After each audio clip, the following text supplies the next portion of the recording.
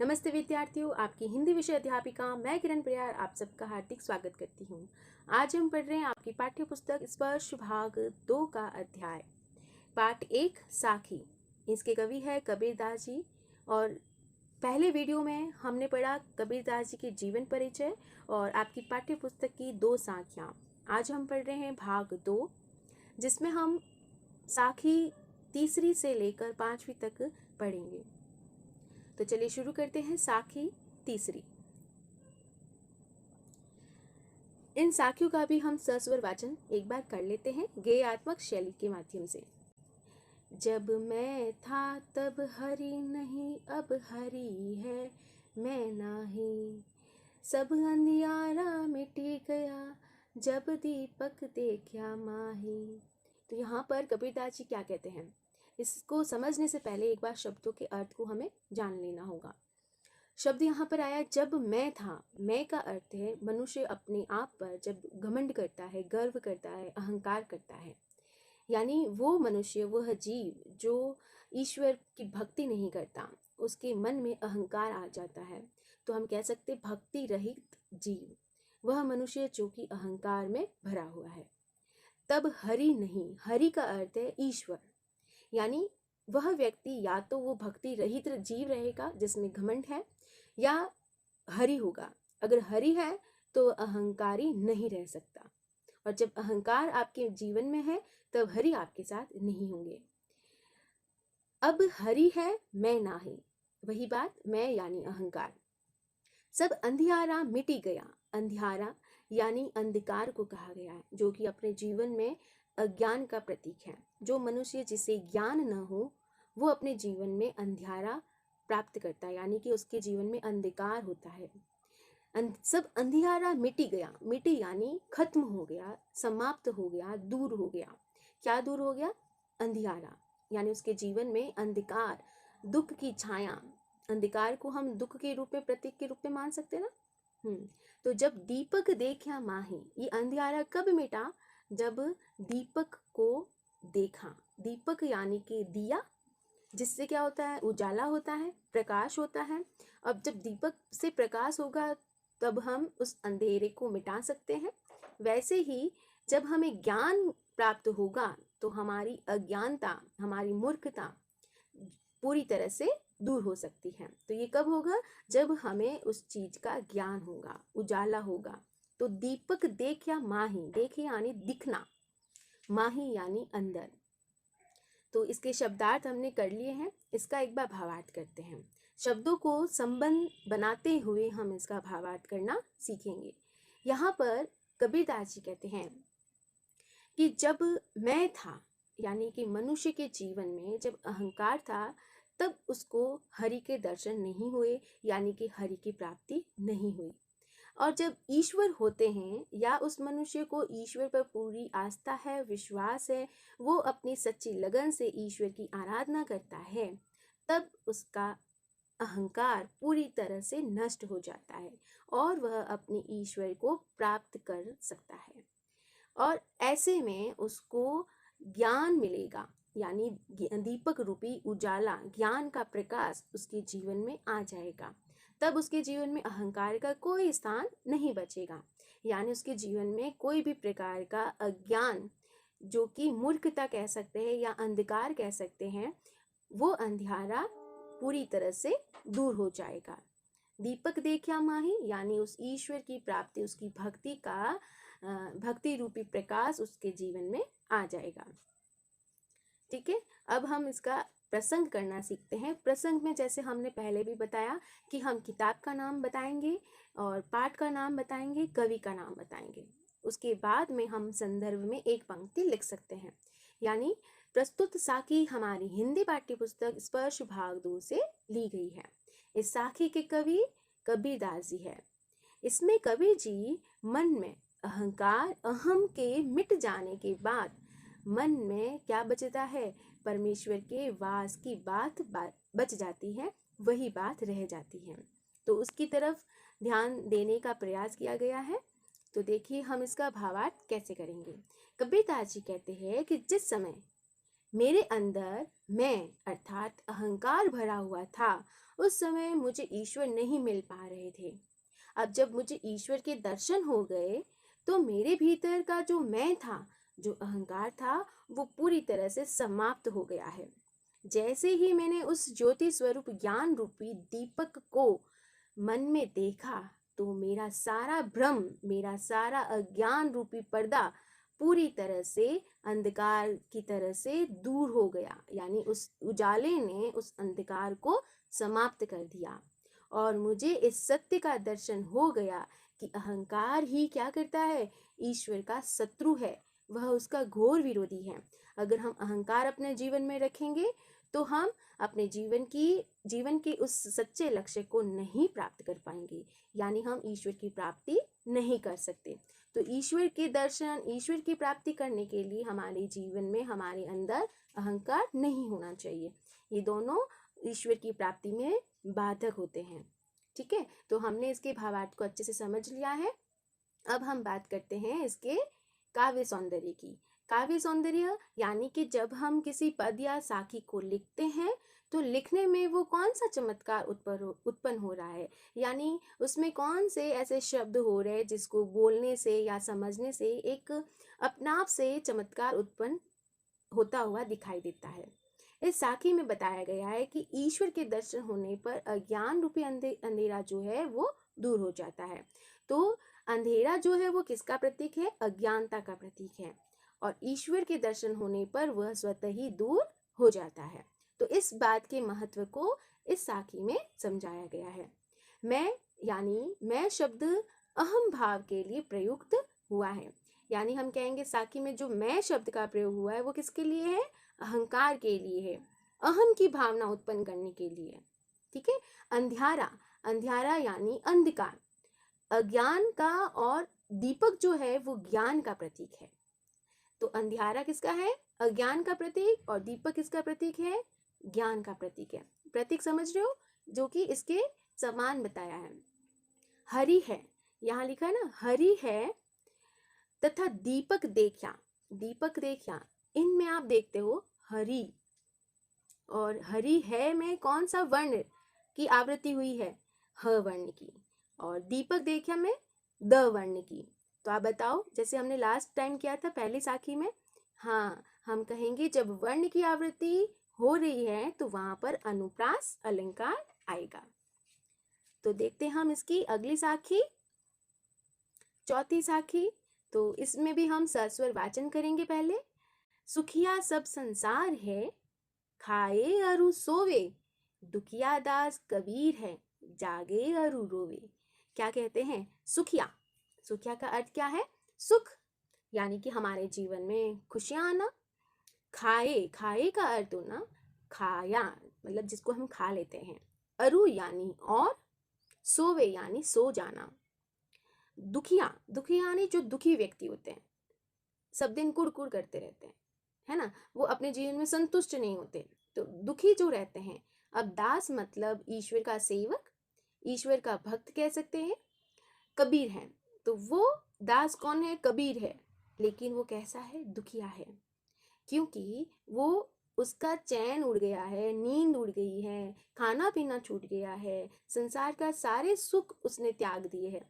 तो वो सिर्फ क्या करेगा, जागेगा और दुखी होने की वजह से रोएगा। तो इसलिए कबीरदास जी अपने आप को ईश्वर का भक्त कहते हुए कहते हैं कि मैं बड़ा दुखी हूँ और मैं सिर्फ जागता और रोता रहता हूँ, लेकिन इस संसार के सभी लोग बड़े खुश रहते हैं क्योंकि उनको सब कुछ प्राप्त हो जाता है संसार में। वो खाते हैं और सो जाते हैं, बस ये दो ही काम अपने जीवन में करते हैं। तो देखो, कुछ कुछ समझ में आ रहा है ना कि हमने शब्दों के अर्थ जानकर इसके अर्थ को, भावार्थ को कैसे बनाया। तो दो अर्थ यहाँ पर समझ में आ रहा है, एक सांसारिक लोगों का और ईश्वर के भक्त होने की बात को समझा रहे हैं। तो जो सांसारिक लोग होते हैं वो खुश ऐशो आराम की ज़िंदगी में रहना पसंद करते हैं, खाते पीते हैं, बस सब दिन आराम ऐशो आराम की ज़िंदगी में रहते हैं। लेकिन जो ईश्वर के भक्त होते हैं वो हमेशा कष्ट क्यों प्राप्त करते हैं, क्या आपने सोचा ऐसा? यानी कबीरदास जी अपने आप को दुखी बताते हैं क्योंकि उनके जीवन में कष्ट है। अब वो कष्ट क्यों है, क्योंकि ईश्वर की प्राप्ति करना आसान नहीं होता, और ईश्वर की प्राप्ति के लिए सारे संसार के सुख साधन वैभव सब त्यागने पड़ते हैं। तो उसी से ही हमें ईश्वर की प्राप्ति का आनंद प्राप्त होता है, और वो आनंद इन सारे संसार के सुख वैभव में कुछ भी नहीं है, उसके आगे कुछ भी नहीं है। तो यानी कि हम जिसे इतना सुख सुविधा समझ रहे हैं, इतना सब कुछ उसके लिए करते हैं दिन रात, वो ईश्वर के प्राप्ति के आनंद के आगे कुछ भी नहीं है। और यह महत्व सिर्फ और सिर्फ ईश्वर के भक्त ही जान सकते हैं। इसीलिए इस जीवन में अगर उन्हें दुख मिलता है तो वो उनके लिए कोई महत्व नहीं रखता। अब देखते हैं इसका प्रसंग। तो प्रस्तुत साखी हमारी हिंदी की पाठ्य पुस्तक स्पर्श भाग 2 से ली गई है। इस साखी के कवि कबीरदास जी हैं। इसमें कबीर जी अज्ञान रूपी अंधकार में सोए हुए मनुष्य को देखकर दुखी हैं। और वो किस बात से दुख मना रहे हैं कि उनको यह ज्ञान है कि ये संसार के जो सुख आनंद है उसको त्यागना ही सही है। और जो लोग ये समझते हुए भी उसमें डूबे हैं तो वो एक अज्ञानता है। और इस अज्ञान रूपी अंधकार में वो सारे मनुष्य अपने जीवन को भोग रहे हैं। उल्टा वो दिखने में आनंद प्राप्त कर रहे हैं, लेकिन वास्तव में तो वो दुखी हैं। और इसी अज्ञानता और इसी मूर्खता, लोगों की मूर्खता को देखते हुए कवि संत जो है कबीरदास जी, वो दुखी हो रहे हैं, रो रहे हैं। देखते हैं इसका भावार्थ। तो हम कैसे बनाएंगे एक बार देखकर सीख लेते हैं। कबीरदास जी मौज मस्ती में डूबे रहने वाले लोगों की तुलना चिंतनशील व्यक्तियों से करते हैं। मौज मस्ती में कौन डूब सकते हैं? सांसारिक लोग। और चिंता करने वाले व्यक्ति कौन हो सकता है? वो ईश्वर का भक्त मान लो। तो जो चिंतित रहते हैं उन दोनों के बीच में तुलना कर रहे हैं कि इस संसार में ऐसे व्यक्ति जो केवल खाने पीने और सोने का कार्य करते हैं, अपने जीवन को सबसे सुखी मानकर खुश रहते हैं। यही हम देखते हैं कि वो लोग हमेशा खुश रहते हैं, क्योंकि वो सिर्फ खाते पीते मौज मस्ती करते हैं और सो जाते हैं। उनको सिर्फ अपना काम का वास्ता होता है और किसी चीज को वो नहीं महत्व देते। तो कबीरदास जी कहते हैं, और वो उनकी इस अज्ञानता पर सोचते हैं, चिंतित रहते हैं कि ये लोग कितने अज्ञानी हैं। उनके आंखों के आगे, समझ के आगे अज्ञान का पर्दा छा गया है। और वो इस बात से दुखी हैं कि वो किस भ्रम में जी रहे हैं। वो इस गलत को, इस अज्ञानता को सही मान रहे हैं, क्योंकि यह जगत जो है, उस जगत के जो प्राणी हैं वो बेकार में ही अपने जीवन को गंवा रहे हैं। जो सुख उन्हें मिल रहा है वो सिर्फ कुछ क्षण के लिए उन्हें मिलेगा, लेकिन वो हमेशा हमेशा के लिए नहीं मिल पाएगा। तो वो ये मानते हुए भी उन चीजों में डूब गए हैं। और वह ये कहना चाहते हैं कि उनके ऊपर चिंता कर रहे हैं, और दुखी होते हुए कहते हैं कि उन्हें संसार की नश्वरता का ज्ञान है, समझ है, इसलिए वे संसार की नश्वरता को देखकर रो रहे हैं। इस किस लिए दुखी हो रहे हैं? क्योंकि वो देख रहे हैं कि संसार के प्रत्येक प्राणी इस ज्ञान को अपने जीवन में अपना नहीं रहे हैं, है ना। तो समझ होने के बाद भी उस चीज में डूबे जा रहे हैं, क्योंकि त्याग करना मनुष्य के लिए बहुत मुश्किल होता है। और जो इस चीज से पार कर जाता है, यानी अपने जीवन में अनुभव कर लेता है, वो अपने जीवन को साकार समझ सकता है। तो इस पंक्ति में हम देखेंगे काव्य सौंदर्य। तो जब लिखा गया था तो हम कह सकते कि प्रस्तुत साखी में भौतिक सुख, जो कि सांसारिक सुख है, वो भौतिक सुख के पीछे भागने वाले लोग जो हैं वो इस संसार की नश्वरता से अनजान रह गए हैं। उनको संसार की नश्वरता, नश्वरता का अर्थ क्या है? जो आज आपके पास है लेकिन उसकी कोई गारंटी नहीं है कि कल आपके पास रहेगी, यानी असीमित समय के लिए वो आपके पास है, टेम्परेरी है, हमेशा के लिए नहीं है। तो उस चीज के पीछे भागना व्यर्थ ही है। तो और भाषा हम कैसी कहेंगे? कबीरदास ने सरल, सहज और सद्गुणी भाषा का प्रयोग किया है। यहाँ हम पंक्ति में देखें, सुखिया, पहला शब्द स, सब, दूसरा शब्द सवर्ण आ रहा है, तीसरा शब्द संसार, इसमें भी सवर्ण आ रहा है। तो आप बताओ, सवर्ण की आवृत्ति 2 या 2 से अधिक बार हुई है? हाँ, इसमें हो गया अनुप्रास अलंकार। और कोई ऐसा शब्द है जहां पर कोई वर्ण दोबारा आया है? हाँ, आप कह सकते हैं दुखिया और दास, इन 2 शब्दों में द वर्ण की आवृत्ति हुई है। तो इस प्रकार से हम तीसरा बिंदु बना सकते हैं कि सुखिया सब संसार तथा दुखिया दास में अनुप्रास अलंकार है। ठीक है बच्चों, अभी हम देख रहे हैं इसकी अगली साखी, 5वीं साखी। इसका भी हम सस्वर वाचन करते हैं। बिरह भुवंगम तन बसे, मंत्र न लागे कोई, राम वियोगी ना जीवे, जीवे तो बुरा होए। देखो, विरह यानी कि जिसका मिलन नहीं हो सकता, जो वियोगी में है, तड़प रहा है, दूर है, ठीक है। भुवंगम, भुवंगम हम सांप को कह सकते हैं, भुजंग को कह सकते हैं, ठीक है। तन है, शरीर को कहेंगे, तन यानी शरीर। अब देखो, जिसका मिलन न हो, जो सांप की तरह हो, जिसका शरीर सांप की तरह हो। आगे देखते हैं इसको कैसे बनाएंगे। मंत्र, मंत्र का अर्थ है उपाय, कोई युक्ति, कोई तरीका। न लागे यानी नहीं लगता है, कोई भी मंत्र, कोई भी युक्ति, कोई भी उपाय उस पर नहीं लगता। जिसके शरीर पर सांप क्या करता है, उसको चारों तरफ से पकड़ लेता है, जकड़ लेता है, तो उसको हम नहीं छुड़ा सकते। उसका वियोग करना, उसको दूर करना बहुत मुश्किल होता है। राम वियोगी ना जीवे। अब देखो, वो वियोगी यानी प्रेम में व्याकुल होने वाला भक्त, होने वाला वह इंसान जो कि प्रेम में पड़ गया है, उनकी भक्ति में पड़ गया है। तो जो राम का वियोगी है, जो राम से इतना प्रेम करता है, ईश्वर से इतना प्रेम करता है, उनकी इतनी भक्ति करता है कि उनके उनसे बिछुड़ने पर वो जी नहीं सकता। जीवे यानी जीता, ना जीवे यानी जी नहीं सकता, वियोगी यानी उनके दूर रहने पर। जीवे तो अगर वो जी भी जाए तो क्या हो जाएगा, बौरा, बौरा मतलब पागल हो जाएगा। तो कहने का अर्थ कि जब ईश्वर और आत्मा यानी भक्त, इन दोनों में जो संबंध है वो घनिष्ठ संबंध है, प्रेम का संबंध है। वो कैसा संबंध है, इस बात को इस दोहे में हम देखते हैं, ठीक है।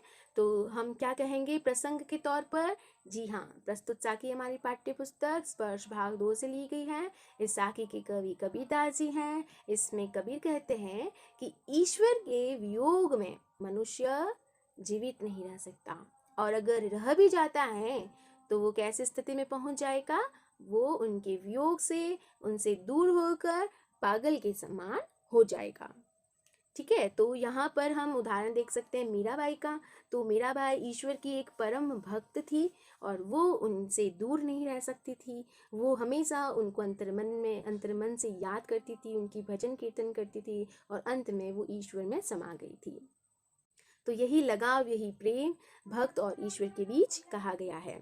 तो भावार्थ क्या है कि कबीरदास जी कहते हैं कि जिन व्यक्तियों के शरीर में परमात्मा यानी ईश्वर, राम का विरह यानी वियोग रूपी सांप बस जाता है, जिस भक्त के मन में राम के नाम की रट लग जाती है, यानी ईश्वर से इतना लगाव हो जाता है जैसे कि वो सांप की तरह चिपक गया हो, उनके बचने की कोई आशा नहीं रहती है। जैसे सांप किसी वृक्ष पर इस तरह से जकड़ जाता है, उसको हम हटा नहीं सकते, क्योंकि उसका लगाव इतना होता है कि वो मरने पर ही दम लेगा, मरने पर ही उसका उससे दूर होना संभव है। तो वैसे ही उस परमात्मा से जो लगाव है वो सांप की तरह है, उनके बचने की कोई आशा नहीं रहती, कोई उपाय बच ही नहीं सकता, बाकी ही नहीं बचता। वह राम के वियोग के बिना जीवित नहीं रह सकता, यानी उसको ईश्वर की प्राप्ति बहुत ही आवश्यक है, राम से वो दूर नहीं रह सकता। और यदि किसी कारणवश उसको वह जीवित रह भी जाए उनसे दूर रहने के बाद, तो क्या होगा, तो परमात्मा को पाने के लिए वह पागलों की भांति अपने जीवन को व्यतीत करेगा, यानी उसका जीवन पागलों के समान हो जाएगा। परमात्मा से मिलन ही जो है इसका एकमात्र उपाय हो सकता है। और इस तरह की स्थिति ना आए तो उसका एकमात्र उपाय क्या है कि उसका परमात्मा में मिलन हो जाए, उसमें वियोग ना रहे, यानी उसमें कोई तरह की पीड़ा ना हो, दूर वो न हो, ठीक है। तो काव्य सौंदर्य देखते हैं कि सांसारिक मोह माया त्याग कर और ईश्वर से वैराग्य के कारण प्राणी क्या हो जाता है, पागल जैसा दिखाई देता है। अगर वो संसार की मोह माया को त्याग देगा तो उसकी आत्मा परमात्मा में मिलने के लिए तड़पेगी, ईश्वर से उसका घनिष्ठ लगाव हो जाएगा, तो उसको वैराग्य हो जाएगा, और इस वजह से वो परमात्मा को पाने के लिए पागल जैसा व्यवहार करता दिखाई देगा।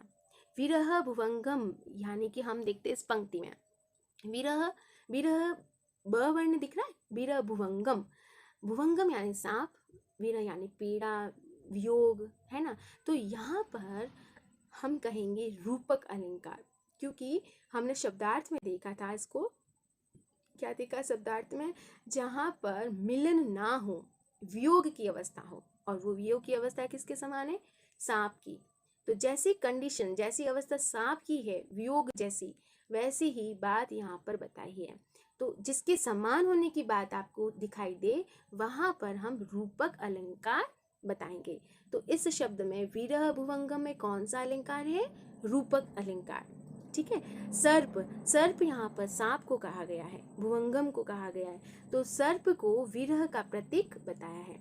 वो भुवंगम किसके समान है? विरह के समान। तो रूपक अलंकार आया ना, तो वह सांप जो है वो किसके समान है? किसका प्रतीक है? विरह का प्रतीक है, दुख का प्रतीक है। ठीक है। और भाषा कैसी है? सद्दुकड़ी है, सरल है, सहज है। ओके। तो अब हम इसकी अगली साखियों को इस पाठ के तीसरे भाग में पढ़ेंगे। उम्मीद है बच्चों आपको ये अध्याय अब तक जितने साखियाँ पढ़ी अच्छे से समझ में आया होगा। तो फिर मिलते हैं हम अगले भाग में। तब तक खुश रहे, स्वस्थ रहे, मस्त रहे। धन्यवाद।